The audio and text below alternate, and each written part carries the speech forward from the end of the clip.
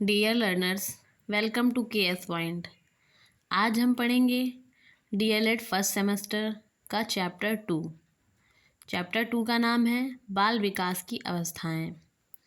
आशा करती हूँ आप सभी स्वस्थ और मस्त होंगे। आज हम पढ़ेंगे बाल विकास की अवस्थाएं। पिछले वीडियो में हमने पढ़ा था बाल विकास का अर्थ एवं परिभाषा, बाल विकास क्या होता है और उसकी परिभाषाएं। दूसरे चैप्टर में हम पढ़ेंगे बाल विकास की अवस्थाएं। तो आइए पढ़ते हैं। पहला है शैले के अनुसार बाल विकास की अवस्थाएं। तो शैले के अनुसार बाल विकास की 3 अवस्थाएं होती हैं। पहला है शैशवावस्था। शैशवावस्था हमारी 0 से 5 वर्ष तक की होती है। दूसरा है बाल्यावस्था। बाल्यावस्था हमारी 5 से 12 वर्ष तक की होती है। तीसरा है किशोरावस्था। किशोरावस्था 12 से 18 वर्ष तक की होती है। तो पहला हमने पढ़ा कि शैले के अनुसार बाल विकास की 3 अवस्थाएं होती हैं। पहली है शैशवावस्था जो कि 0 से 5 वर्ष तक होती है। दूसरी है बाल्यावस्था जो कि 5 से 12 वर्ष तक होती है। तीसरी है किशोरावस्था जो कि 12 से 18 वर्ष तक होती है। अब दूसरा नंबर है भारतीय दर्शन के अनुसार मानव विकास की अवस्थाएं या बाल विकास की अवस्थाएं। तो पहला है गर्भावस्था। सबने अलग अलग अवस्थाएं बताई हैं। तो पहला है इनका गर्भावस्था। गर्भावस्था जो होता है वो जन्म के पूर्व से जन्म तक की, जन्म के पहले से लेके जन्म तक की जो अवस्था होती है वो हमारी गर्भावस्था होती है। फिर दूसरा है शैशवावस्था। शैशवावस्था इन्होंने जन्म से 5 वर्ष तक की बताई है। फिर है बाल्यावस्था। बाल्यावस्था 5 से 12 वर्ष तक की बताई है। फिर है किशोरावस्था। किशोरावस्था 12 से 18 वर्ष तक की बताई है। फिर है युवावस्था 19 से 25 वर्ष तक की बताई है। इन्होंने मानव विकास की 5 अवस्थाएं बताई हैं। भारतीय दर्शन के अनुसार मानव विकास की 5 अवस्थाएं और शैले के अनुसार मानव विकास की 3 अवस्थाएं। ठीक है, अब हम आगे बढ़ते हैं कि शैशवावस्था क्या होता है। शैशवावस्था जो होती है वो 0 से 5 वर्ष तक की अवस्था होती है। तो बालक के जन्म से लेकर 6 वर्ष तक की अवस्था को शैशवावस्था कहा जाता है। कहीं कहीं आपको 0 से 5 वर्ष मिलेगा, कहीं कहीं आपको 0 से 6 वर्ष देखने को मिलेगा। जैसा हमारे ऑप्शन में होगा हमें वैसा टिक करना होगा। तो शैशवावस्था क्या होता है? जन्म से लेकर 6 वर्ष तक की या जन्म से लेकर 5 वर्ष तक की अवस्था को शैशवावस्था कहा जाता है।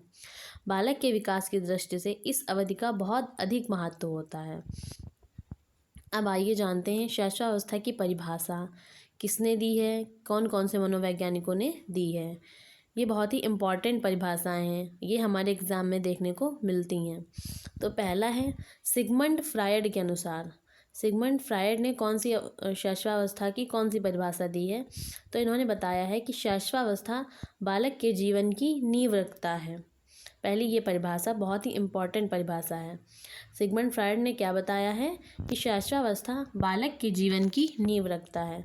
फिर सेकंड है वैलेंटाइन के अनुसार। वैलेंटाइन ने बताया है शैशवावस्था सीखने का आदर्श काल है। ये भी बहुत ही इम्पॉर्टेंट डेफिनेशन है। फिर थर्ड नंबर है एडलर के अनुसार। एडलर ने बताया है कि बालक के जन्म के कुछ समय बाद यह निश्चित किया जा सकता है कि उसका भावी जीवन में क्या स्थान है। फिर है फोर्थ नंबर फ्रायड के अनुसार। इन्होंने सिगमंड फ्रायड और फ्रायड एक ही हैं, इन्होंने ये भी परिभाषा दी है और ये भी बताया कि मनुष्य को जो कुछ भी बनना होता है प्रारंभ के 4-5 वर्षों में ही बन जाता है। ये परिभाषाएं आपको याद करनी होंगी। फिर है न्यूमैन के अनुसार। न्यूमैन ने क्या परिभाषा दी है कि 5 वर्ष तक की अवस्था शरीर एवं मस्तिष्क के लिए बड़ी ग्रहणशील रहती है। अब हम आगे जानते हैं शैशवावस्था की विशेषताएं क्या होती हैं। तो पहली अवस्था है संवेगों का प्रदर्शन। संवेग हमारे दुख, इमोशंस, है ना, हंसना, रोना। तो शैशवावस्था में 0 से 5 वर्ष की अवस्था में बच्चा हंसने लगता है, रोने लगता है ना, अपने संवेगों का प्रदर्शन करने लगता है। अगर उसको भूख लगी होती है तो वो रोने लगता है, तो मतलब वो रोने का संवेग प्रकट कर रहा है ना। अगर खेल रहा होता है तो वो हंस रहा होता है, तो वो हंसने का संवेग प्रकट कर रहा होता है। तो मतलब है कि शैशवावस्था की पहली ये विशेषता है कि बच्चा संवेगों का प्रदर्शन करने लगता है। दूसरा है साथ में खेलने की प्रवृत्ति। साथ में खेलता है, उसके साथ में कोई भी खेल सकता है, तो मतलब खेलने की प्रवृत्ति तो पाई ही जाती है। फिर है तीव्र शारीरिक विकास। बालक का विकास जो होता है वो शैशवावस्था में तीव्र होता है। फिर है तीव्र मानसिक विकास। मानसिक विकास भी तेज गति से होता है। फिर है दांतों का विकास। देखा होगा आपने, बच्चों के दांत भी 0 से 5 वर्ष की अवस्था के बीच में ही निकलते हैं। फिर है जिज्ञासा। जिज्ञासा की प्रवृत्ति बहुत पाई जाती है बच्चों में, जानने की इच्छा कि ये कैसे हो रहा है, वो कैसे हो रहा है ना। फिर है दोहराने की प्रवृत्ति। किसी भी चीज़ को बार बार बोलना, किसी भी चीज़ को बार बार दोहराना।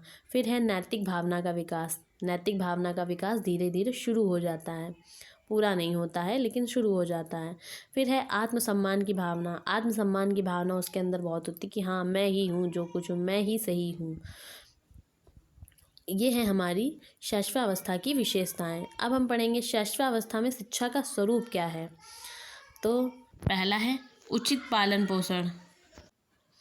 पहला है उचित पालन पोषण, कि बच्चे का पालन पोषण उचित होना चाहिए। फिर दूसरा है स्वच्छ वातावरण। वातावरण जो है वो स्वच्छ होना चाहिए, जहाँ पर वो खेल रहा है, जहाँ पर वो सीख रहा है चीज़ों को, वो स्वच्छ वातावरण होना चाहिए, क्योंकि वातावरण का भी बच्चे के ऊपर बहुत प्रभाव पड़ता है। फिर है स्नेहपूर्ण व्यवहार। उससे अच्छा व्यवहार करना चाहिए।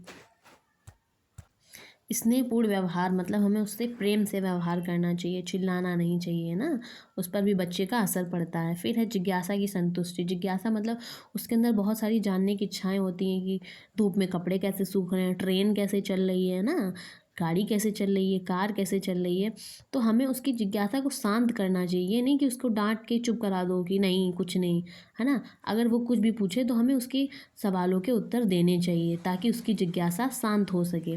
फिर है अच्छी आदतों का निर्माण। हमें बच्चे को अच्छी आदतें सिखानी चाहिए, क्योंकि यही शुरुआती अवस्था होती है जिसमें हम बच्चों को अच्छी आदतें सिखाएंगे तो वो आगे चल के अच्छी आदतों को ही अपनाएंगे। फिर है सामाजिक भावना का विकास। समाज में रहने लगता है, समाज में देखता है क्या हो रहा है क्या नहीं, तो सामाजिक भावना का भी विकास होने लगता है। Thank you so much guys. अगर आपको मेरी वीडियो पसंद आती है तो आप मेरी वीडियो को लाइक करें, शेयर करें एंड चैनल को सब्सक्राइब करें। Thank you so much.